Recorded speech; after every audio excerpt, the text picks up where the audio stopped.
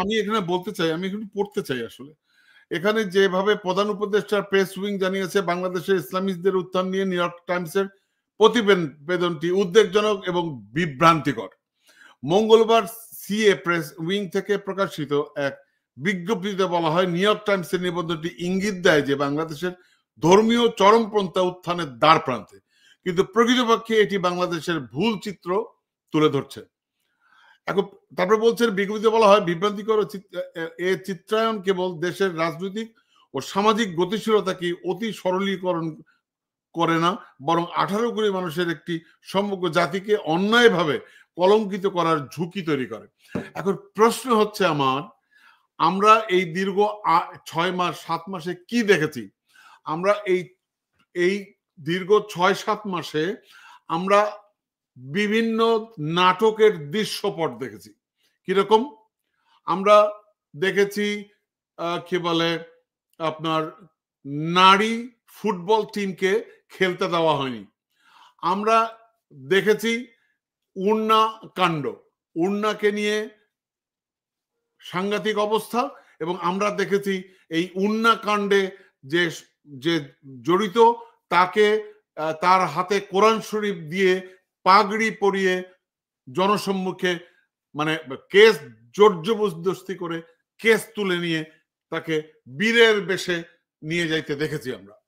আমরা এই 7 মাসে এই কি বলে আপনি যেটা বললেন হিজবুত তাহরির প্লে কার্ড দিয়ে এবং ওই যে কলেমা উপর কালো পতাকার উপরে এটা আমরা দেখেছি। আমরা সিগারেট কাণ্ড দেখেছি, নারীদের উপর অবমাননা দেখলাম। আমরা এই 7 মাসে আরো অনেক ঘটনা দেখেছি, যেই ঘটনাগুলো তারপর ওই যে আপনার কি বলে পত্রিকা অফিসের সামনে আমরা গরু জবাই দেখেছি, ঠিক আছে। তারপরে হচ্ছে আরেকটা গোষ্ঠী ওই যে কি বলে ওটাকে যারা মানে এক্সট্রিমিস্ট। এখন প্রশ্ন হচ্ছে এই সবগুলোর পিছনে এগুলো প্রত্যেকটি নাটক। এই নাটকগুলো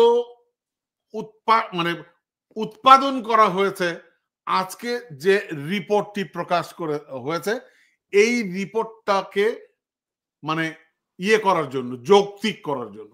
এখন প্রশ্ন হচ্ছে যে আপনার কাছে কি মনে হয় না, আমি আপনার কাছে জানতে চাই, এই এক্সট্রিম যে ঘটনাগুলো ঘটছে, এই যে আমি যে ঘটনাগুলো বললাম, এর পিছনে কেউ মদদ দিচ্ছে, এবং এই মদদের পেছনে যেমন আমি আপনাকে বলতে পারি ছোটনের নাম এসছে এখানে, কি বলে ফরহাদ মাজারের নাম এসছে এখানে, বাংলাদেশে একজন প্রভাবশালী পত্রিকার সম্পাদকের নাম এসছে, এবং ইউটিউব অ্যাক্টিভিস্টদের নাম এসছে। এখন প্রশ্ন হচ্ছে এগুলোকে আপনি ইগনোর করবেন কিভাবে? এই সবকিছু যে নাটকের ভূমিকা, এই যে প্লট তৈরি হচ্ছে, এর মূল উদ্দেশ্য আপনি একটু আগে যেটা বললেন যে এই অস্থিতিশীল অবস্থা তৈরি করা। এবং আমি আপনাকে একটা ক্লু দিতে চাই, এই প্রত্যেকটি অঘটন নাটকের প্লটের পিছনে বাংলাদেশের প্রভাবশালী একটি গোয়েন্দা সংস্থার সরাসরি হস্তক্ষেপ আছে। আমি নাম বলছি না, প্রয়োজন হলে নাম বলবো, ঠিক আছে। এবং প্রত্যক্ষভাবে ভারতীয় গোয়েন্দা সংস্থার রয়ের ইন্ধন আছে, এবং আপনি যেটা বললেন আওয়ামী লীগের অর্থ আছে। আপনি এখন অঙ্কটা মিলান, আমি আপনার মন্তব্য জানতে চাই। ভাই অঙ্কটা একদম 2-2 4, আপনি এখানে 2-2 22 হবে না। আপনি যে কথাগুলো বলেছেন প্রত্যেকটি কথা একদম সত্য। আমি প্রথমে আসি আপনার যে ওড়না কাণ্ড নিয়ে যে ঘটনাটা ঘটেছিল। টিটু ভাই দেখেন, আমরা যুক্তরাজ্যে বসবাস করি, আপনি কানাডাতে বসবাস করেন। আমাদের এখানে তো ড্রেস যার যেমন খুশি তেমন ড্রেস পরে, এদেশে তো কারো ধর্ম পালন করতে সমস্যা হয় না। আমরা আমাদের মতো, আমাদের তো মোড়ে মোড়ে সমস্ত আপনার দোকানে আপনার সমস্ত ধরনের অ্যালকোহল থেকে শুরু করে অফ লাইসেন্সের দোকানগুলোতে সব পাওয়া যায়। তার অর্থ তো এই নয় যে সবাই অ্যালকোহল খাচ্ছে। তো এটা তো সব আমার ব্যক্তিগত, আমি কি ড্রেস পরবো এটা একদম আমার ব্যক্তিগত বিষয়। এটা রাষ্ট্র ঠিক করে দিতে পারে না। তো এখানে আপনার এটা গেল প্রথম পয়েন্ট। দ্বিতীয় পয়েন্ট, আপনি যদি কোনো পত্রিকার লেখা, বা আমি ধরে নিলাম এই যে নাগরিক টিভিতে আমরা এখন কথা বলছি, এই নাগরিক টিভির বক্তব্য কারো ভালো লাগে না, তারা নাগরিক টিভির দেখা বর্জন করবে। এই জন্য তো নাগরিক টিভির স্টেশনের সামনে যে আপনার আমার জিয়াফত করতে হবে কেন? আর জিয়াফত মায়ের থেকে মাসির দরদ বেশি হলে যেটা হয়, যেমন ৩২ নম্বর যখন ভাঙা হলো, হঠাৎ করে একজনে ঘোষণা দিল বিদেশ থেকে, প্যারিস থেকে, যে ওখানে মসজিদ বানানো হবে। তো উনি কে মসজিদ উনি তো মানে মুসলিমও না। তো উনি মুসলিম না, এবং উনি মুসলিম না, এবং উনি কোনো সরকারের অংশ নয়। তাহলে উনি কে মসজিদ বানানোর ঘোষণা দেওয়ার জন্য?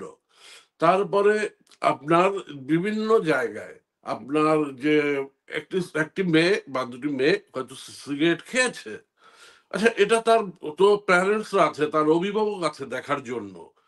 এবং সে যদি 18 বছরের বা তার উপরের বয়সের হয়, তাহলে তো আপনার সেখানে ওই সিগারেটের গায়ে লেখা আছে বিধিবদ্ধ সতর্কীকরণ যে ধূমপান স্বাস্থ্যের জন্য ক্ষতিকারক। তো এটার জন্য তো আমার আপনার কথা বলার কোনো সুযোগ নাই। এছাড়া বাংলাদেশের আইন আছে, আপনি কোনো উন্মুক্ত স্থানে ধূমপান করতে পারবেন না। তো এটার জন্য রাষ্ট্র ব্যবস্থা নিতে পারে, আমি আপনি তো কথা বলতে পারি না। হ্যাঁ, আমি আপনি কে পারি, আমরা যদি দেখি উন্মুক্ত স্থানে, সে পুরুষ হোক অথবা মহিলা হোক, তারা যদি কেউ ধূমপান করে, তাহলে সে আইন শৃঙ্খলা বাহিনীকে আমরা ইনফর্ম করতে পারি যে এই উন্মুক্ত স্থানে ধূমপান করা হচ্ছে, যেটা রাষ্ট্রের আইনে নিষিদ্ধ, আপনারা ব্যবস্থা গ্রহণ করেন। কিন্তু জনগণ হিসেবে তো আমি আইন হাতে তুলে নিতে পারি না। তো এই সমস্ত কর্মকাণ্ডগুলো ঘটানো হচ্ছে আপনার আমাদের দেশের স্থিতিশীলতা নষ্ট করা এবং দেশকে মৌলবাদের খেতাব দেওয়া। তার কারণ এটি একমাত্র মরণাস্ত্র এই দেশকে ডিস্টাবিলাইজ করার জন্য। আর আপনি দেখেন আপনার যেভাবে আপনি বললেন যে একটি গোয়েন্দা সংস্থার প্রত্যক্ষ ইন্ধন আছে, এটা আমি আপনার সাথে একদম সহমত। তবে এটা খুবই প্রিম্যাচিউর অবস্থা ওই গোয়েন্দা সংস্থার নাম বলা, কিন্তু আমাদের কাছে তথ্য প্রমাণ আছে। না, কিন্তু প্রশ্ন হচ্ছে যে গোয়েন্দা সংস্থার নাম বলবো না এমন নয়, কিন্তু এখন বলেছি প্রিম্যাচিউর প্রশ্ন টাইম, হচ্ছে এখন বলছি না। হ্যাঁ, এখন আমি এটা তাদেরকে সুযোগ দিচ্ছি আমরা জি যে আপনারা এটা সাবধান হয়ে যান। আপনাদের সমস্ত কর্ম অপকর্ম আমরা জানি। আমাদের কাছে আমরা আমাদের আমরা আমরা মানে আমাদের কাছে ইনফরমেশন আছে। এখন yes, প্রশ্ন হচ্ছে, আমার প্রশ্ন হচ্ছে আপনার কাছে ছিল যে এই যে প্রেস উইং যে স্টেটমেন্টটা দিল, এই স্টেটমেন্টটা দেওয়ার অর্থ হচ্ছে আমরা ওনারা এইটাকে পাত্তাই দিলেন না।